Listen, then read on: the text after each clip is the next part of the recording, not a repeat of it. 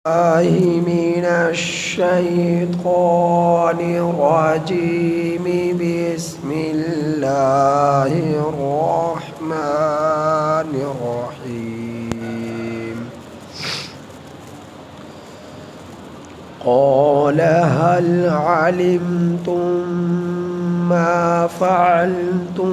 بيوسف وأخيه إذ أنتم جاهلون؟ قالوا أئنك لأنت يوسف؟ قال أنا يوسف وهذا أخي.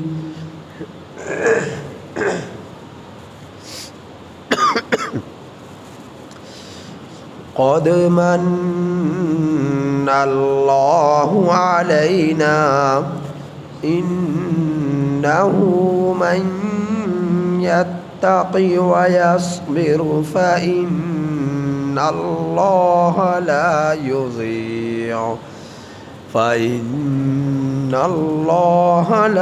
يضيع أجر المحسنين. قالوا تالله لقد آثرك الله علينا وإن كنا لخاطئين. قال لا تثريب عليكم اليوم يغفر الله لكم وهو أرحم الراحمين. اذهبوا بقميصي هذا فألقوه على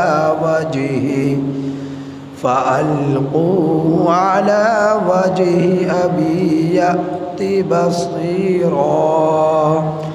وأتوني بأهلكم أجمعين.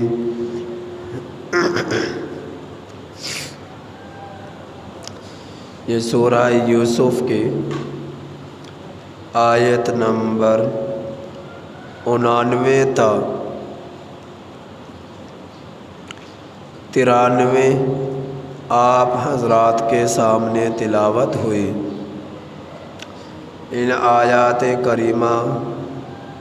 کا ترجمہ یہ ہے، قال یوسف علیہ السلام نے ارشاد فرمایا، حل علمتم کیا جانتے ہو تم، ما فعلتم بیوسف کیا کیا تم لوگوں نے یوسف کے ساتھ، وأخیہ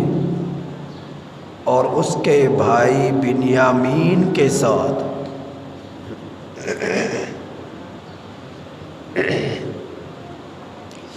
اذ انتم جاہلون جس وقت تم بے خبر تھے۔ قالوا بھائیوں نے کہا، اِنَّكَ لَأَنْتَ یوسف کیا بے شک آپ البتہ یوسف ہیں؟ قالوا بھائیوں نے کہا، اِنَّكَ لَأَنْتَ یوسف کیا آپ یوسف ہیں؟ قال یوسف علیہ السلام نے فرمایا، انا یوسف میں یوسف ہوں، وہذا اخی اور یہ میرا بھائی ہے، قد من اللہ علینا تحقیق اللہ نے ہم پر احسان کیا، انہ من یتقی بے شک شان یہ ہے کہ جو ڈرتا ہے، جو تقوی اختیار کرتا ہے، وَيَصْبِرُ اور صبر کرتا ہے، فَإِنَّ اللَّهَ لَا يُضِيعُ سو بے شک اللہ تعالی ضائع نہیں کرتے اجر المحسنین نیکوکاروں کے اجر کو۔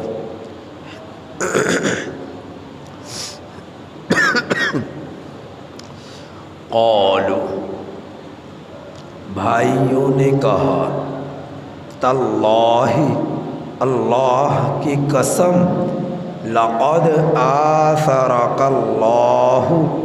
البتہ تحقیق اللہ نے آپ کو ترجیح دی، علینا ہم پر، وَإِن كُنَّا اور ہم لوگ لخاطئین البتہ خطا کار تھے۔ قال یوسف نے فرمایا، لا تثریب علیکم اليوم نہیں ہے آج کے دن تم لوگوں پر ملامت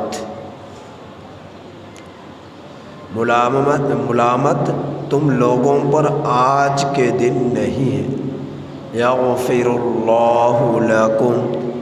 اللہ مغفرت کرے تم لوگوں کی، اللہ معاف کرے تم لوگوں کو، وَهُوَ أَرْحَمُ الرَّاحِمِينَ اور اللہ تعالی سب سے بڑھ کر رحم فرمانے والا ہے۔ اذهبوا جاؤ تم سب کے سب، بقمیصی تم جاؤ، بقمیصی ھذا لے کر جاؤ میری اس قمیض کو، فَأَلْقُوهُ ڈال دو تم اسے، عَلَى وَجْهِ أَبِي میرے والد کے چہرے پر، یأتی بصیرا آئیں گے وہ دیکھتے ہوئے، وَأْتُونِی اور لے کر آؤ میرے پاس، بِأَہْلِکُمْ أَجْمَعِین اپنے سب کے سب گھر والوں کو۔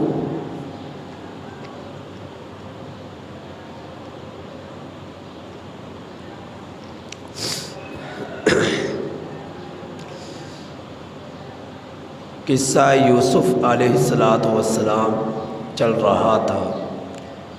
اس سے پہلے آپ حضرات نے قصہ یوسف کے بارے میں اس بات کو سنا کہ حضرت یوسف علیہ السلام نے جس وقت اپنے بھائی بنیامین کو اپنے پاس رکھ لیا،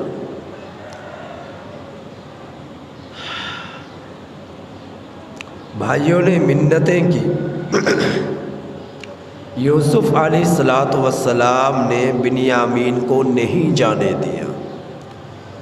بھائی مصر سے کنعان کا سفر واپس کر کر لوٹے اور والد سے جا کر کہا کہ آپ کے بیٹے نے چوری کی تھی، اسے بادشاہ نے روک لیا۔ آپ حضرات کے سامنے پہلے اس بات کو رکھ دیا گیا تھا کہ حضرت یوسف علیہ السلام سب سے پہلے وزیر خزانہ بنے، وزیر مالیات بنے، اس کے بعد آپ وزیر اعظم بنے، پھر آپ بادشاہ کی مسکنت پر فیض یاب ہوئے۔ ولید بن ریان نے جو بادشاہ تھا مصر کا، اس نے اپنے تخت کو چھوڑ دیا اور حضرت یوسف علیہ السلام کو اپنے تخت پر بٹھا دیا۔ اب پورے ملک مصر کے آپ بادشاہ بن گئے، حضرت یوسف علیہ السلام۔ تو بھائیوں نے جا کر والد سے کہا، والد کی آنکھیں تو پہلے ہی غم کی بنا پر کمزور ہو چکی تھی بینائی، اور یوسف کو یاد کر کر جس کے بارے میں آپ نے پہلے سنا کہ جس وقت یوسف علیہ السلام کے بھائیوں نے آ کر والد سے کہا تو اس وقت پرانا غم بھی تازہ ہو گیا، یوسف علیہ السلام کو بھی یاد کرنے لگے۔ یعنی پہلے جیسا کہ بتلایا کہ اگر کوئی بچہ فوت ہو جائے تو سب کو پتہ ہوتا ہے کہ بچہ فوت ہو چکا ہے، لیکن اگر کوئی بچہ اغوا ہو جائے تو پھر اس کا غم ہمیشہ تازہ رہتا ہے، پتہ نہیں کس حال میں ہے، پتہ نہیں کہاں پر ہے، کیسے زندگی گزار رہا ہے، طرح طرح کی سوچیں اس بچے کے بارے میں آیا کرتی ہیں۔ تو حضرت یعقوب علیہ السلام سے آ کر جب بیٹوں نے کہا، بنیامین کے بارے میں بتلایا کہ بادشاہ نے اسے روک لیا ہے، تو حضرت یعقوب علیہ السلام اس بات پر تو غم زدہ ہوئے ہی بنیامین کا واپس نہ آنے کی بنا پر، لیکن یوسف کا غم بھی تازہ ہو گیا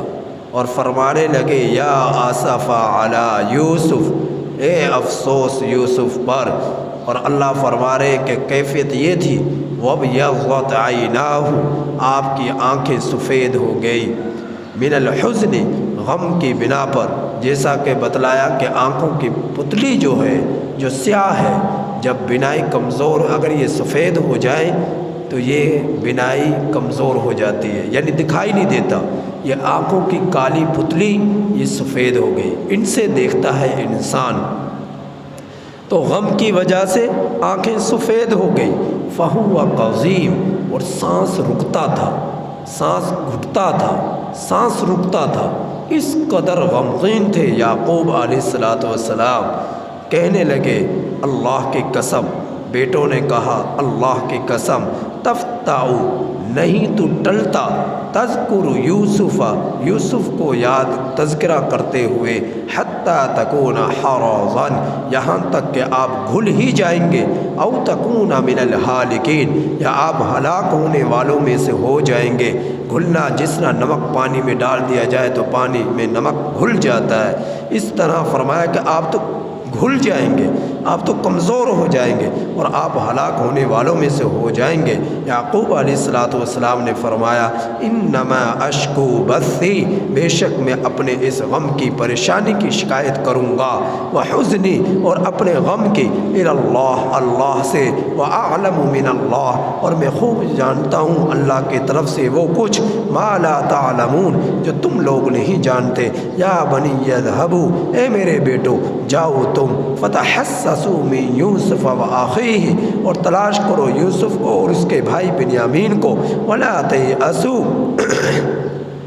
اور نا امید نہ ہو، من روح اللہ، اللہ کے رحمت سے، انہ لا ییأس من روح اللہ، بے شک اللہ کے رحمت سے نا امید نہیں ہوتے، الا القوم الکافرون، مگر کافر لوگ۔ فلما دخلوا علیہ، اور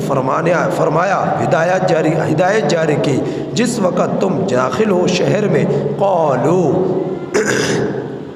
جس وقت وہ داخل ہوئے یوسف علیہ السلام کے پاس، قالو، کہنے لگے، یا ایہا العزیز، اے عزیز مصر، مسنا، ہمیں پہنچی ہے، واہلنا، اور ہمارے گھر والوں کو، الضر، تکلیف، وجئنا، اور لائے ہم، ببضاعۃ مزجاۃ،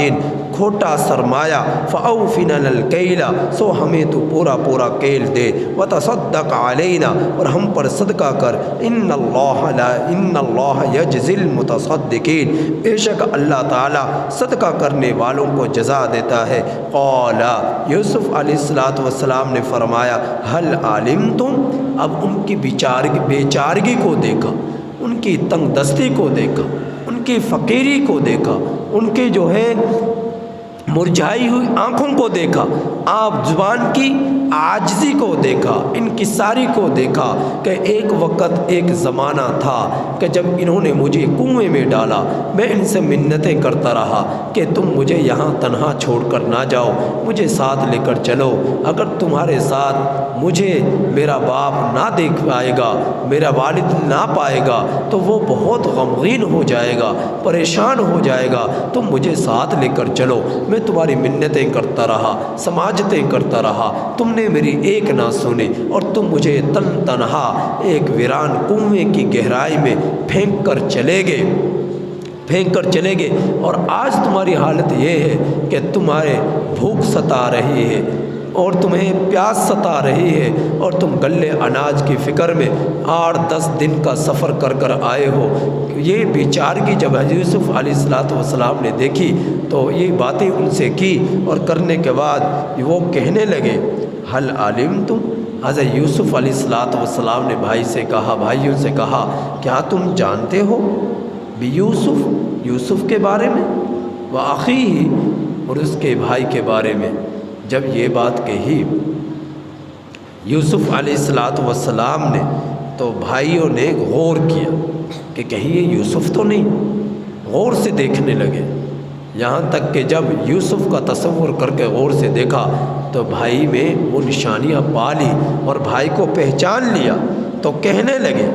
اِنَّکَ لَأَنْتَ یوسف، کیا آپ یوسف ہیں؟ یہ بھائیوں نے کہا قال انا یوسف علیہ السلام نے فرمایا ہاں میں یوسف ہوں، وہذا اخی، اور یہ میرا بھائی ہے۔ تو یوسف علیہ السلام 12 بھائی تھے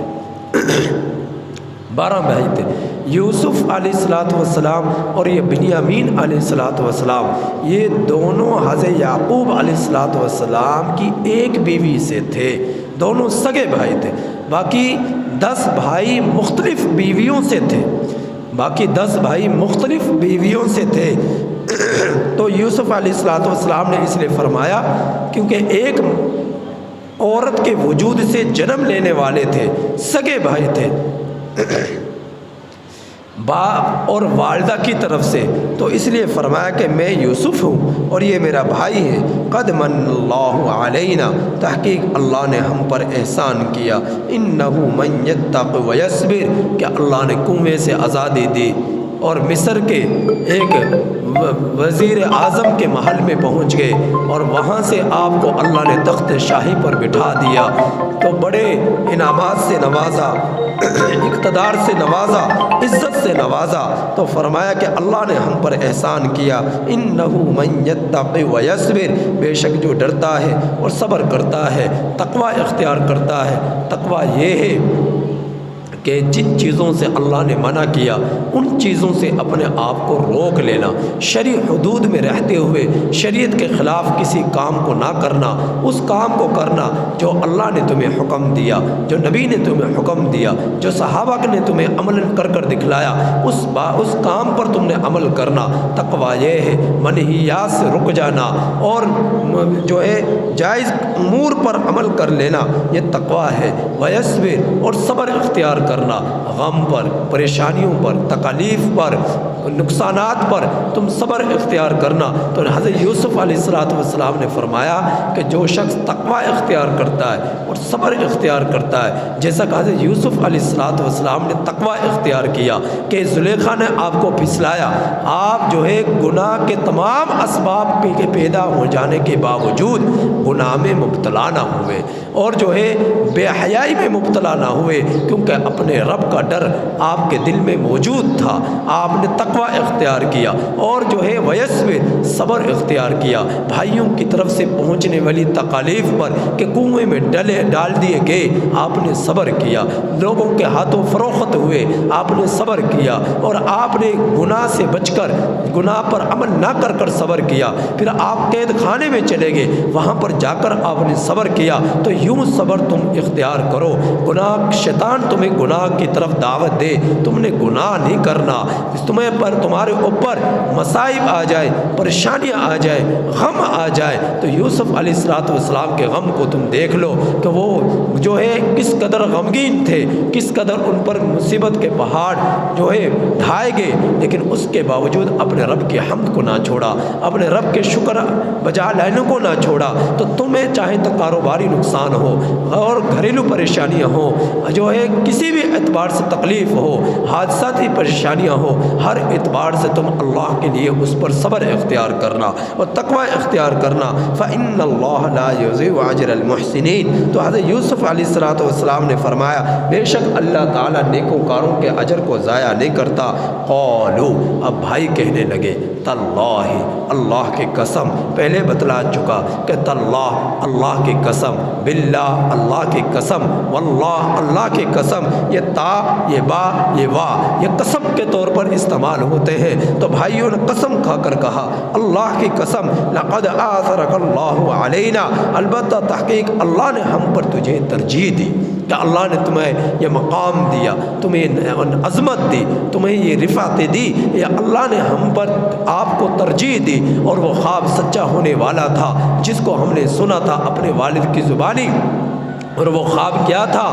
کہ حضرت یوسف علیہ السلام نے دیکھا کہ 11 ستارے جو ہے،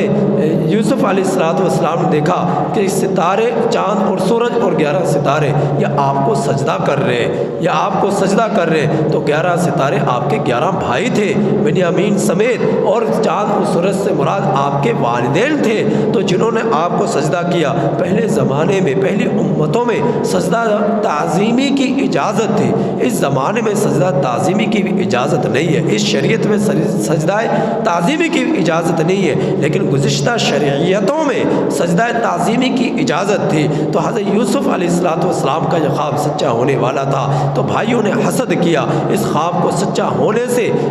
جو ہے بھرپور کوشش کی کہ یہ سچا ثابت نہ ہو، اور والد سے بھائیوں بیٹوں کو جدا کرنے کی کوشش کی، لیکن اللہ رب العزت کی تدبیر غالب آتی ہے۔ تو فرمایا کہ اللہ نے آپ کو ہم پر ترجیح دی، وَإِن كُنَّا لَخَاطِئِينَ، اور بے شک ہم ہی خطا کار تھے۔ قَالَ لَا تَثْرِيبَ عَلَيْكُمُ الْيَوْمَ، یوسف علیہ السلام نے بھائیوں کی بہت بری حالت یہ دیکھی کہ غم سے نڈھال ہے، پریشان ہے، غمگین ہے، تو پھر فرمایا یوسف علیہ السلام نے آج کے دن تم پر کوئی ملامت نہیں ہے، آج تمہیں کچھ نہیں کہا جائے گا، کوئی سزا نہیں، کوئی ملامت نہیں۔ حضرت یوسف علیہ السلام نے فرمایا تثریب کسے کہتے ہیں؟ تثریب کہتے ہیں کہ جانور کو ذبح کر دینے کے بعد اس کا گوشت جو نکالا جاتا ہے، اس گوشت پر جو چربی ہوتی ہے، اور اس چربی سے اس گوشت کو جدا کر دیا جاتا ہے، اس چربی کو کاٹ کر گوشت سے جدا کر دیا جاتا ہے، تو وہ گوشت ننگا ہو جاتا ہے، تو اسے کہا جاتا ہے تثریب۔ پھر یہ بعد میں ملامت کے طور پر استعمال ہونے لگا کہ جب کوئی شخص کسی کی ملامت کرتا ہے تو ملامت کرنے کے بنا پر اندر سے اس کا عیب ظاہر ہوتا ہے۔ تو حضرت یوسف علیہ السلام نے فرمایا تمہارا جو یہ عیب تھا، تم نے اللہ کے پیغمبر سے اس کے بیٹے کو جدا کیا، اور آنے والے وقت کا پیغمبر جو ہے اس کو ستایا، یعنی یوسف علیہ السلام کو بھی اللہ نے نبوت عطا فرمائی، آپ کو بھی اللہ رب العزت نے نبوت عطا فرمائی، تو اسے بھی اس کو بھی تکلیف پہنچائی۔ تو فرمایا کہ آج کے دن تم پر کوئی ملامت نہیں، بس یہ جواب تھا، اور کوئی سزا نہ تھی، کوئی لان تان نہیں تھا۔ آج ہمیں کوئی تکلیف پہنچا دے تو ہم جو ہے کسی موقع پر سامنا ہو جائے تو گزشتہ زمانے میں جتنی بھی باتیں ہوتی ہیں اور اس کی طرف سے جو پہنچنے والی تکلیف ہوتی ہے، ساری کی ساری تکلیفوں کو اس کے منہ پر دے مارتے ہیں۔ تو نے فلاں وقت میں یوں کیا، تو نے فلاں وقت میں یوں کیا، تو ایسا تھا، تو ویسا تھا، اس طرح کی باتیں تانے دے دے کر اس کو مار ہی ڈالتے ہیں۔ حضرت یوسف علیہ السلام نے فرمایا صرف یہ جواب دیا کہ تم پریشان نہ ہو، تم پر کوئی ملامت نہیں، میں کچھ نہیں کہتا تم سے، کوئی لان تان نہیں، کوئی ملامت نہیں ہے۔ حضرت یوسف علیہ السلام نے یہ فرمایا جس طرح کہ نبی کریم صلی اللہ علیہ وسلم نے فتح مکہ کے موقع پر فرمایا، جس وقت 8 ہجری میں مکہ فتح ہوا، آپ صلی اللہ علیہ وسلم ایک پہاڑی کی چوٹی پر تشریف لے گئے اور لوگوں میں اعلان کیا، اور لوگ سب سفید کپڑا لہرایا اور لوگوں کو جو ہے اعلان کیا، اور تمام کے تمام مکہ کے لوگ گھروں سے نکل کر مکہ کی پہاڑی کی جو ہے دامن میں آ کھڑے ہوئے۔ اور اس زمانے میں ایسا ہوتا تھا کہ جب کوئی خطرہ درپیش ہوتا تو جو ہے ایک شخص بلند چوٹی پر چڑھ کر کسی چیز کی ٹیلے کی پہاڑی کی بلند چوٹی پر چڑھ کر وہ سفید کپڑا لہراتا، جس سے لوگ سمجھ جاتے کوئی دشمن کا خطرہ درپیش ہے، اور لوگ جو ہے اس کے لیے تیار ہو جاتے۔ لیکن اگر اس سے بھی زیادہ کوئی خطرہ درپیش ہوتا اگر بہت ہی زیادہ خطرہ درپیش ہوتا پھر کیا ہوتا؟ جو اعلان کرنے والا ہوتا، خطرے سے باخبر کرنے والا ہوتا، وہ ننگا ہو جاتا، وہ اپنی قمیض اتار دیتا، وہ اپنی شلوار یعنی کپڑے اتار دیتا، کپڑے اتار دینے کے بعد بالکل برہنہ ہو کر وہ لوگوں میں آواز دیتا، ندا لگاتا، آواز دیتا، پکارتا لوگوں کو، جس سے لوگ جو ہے پھر بالکل بھی سستی نہ کرتے اور فوراً نکل بڑھتے۔ اس زمانے کے اندر کچھ یہ لوگوں کا ایک جو ہے ان کا طریقہ کار تھا لوگوں کو خطرے سے باخبر کرنے کا، تو نبی کریم صلی اللہ علیہ وسلم نے سفید کپڑا لہرایا تاکہ لوگ جو ہے سمجھ جائیں کہ خطرہ درپیش ہے۔ تو نبی کریم صلی اللہ علیہ وسلم کے اس کپڑے کے لہرانے کو دیکھ کر مکہ کے تمام لوگ مکہ پہاڑی کی دامن میں موجود ہوئے، تو آپ